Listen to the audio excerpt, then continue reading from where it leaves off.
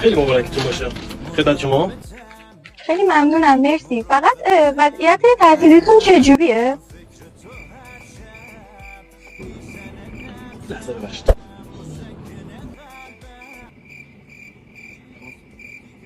حاجی میگم تعطیلی یعنی چی؟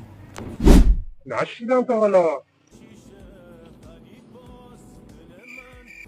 حاجی تو تعطیلات میدونی یعنی چی؟ قابل نداره 118 حاجی نمیدونم چیه. تو تعطیلات میدونی یعنی چی؟ تعطیلی نمیدونم یعنی چی. نشیدم تا حالا. داداش من تعطیلی نمیدونم یعنی چی. چی؟ چی هست؟ نمیدونم ناموسم. فکر کنم مارکه لباسه. چیز بگو که بگو هفته الان بیاد. اوکی باش.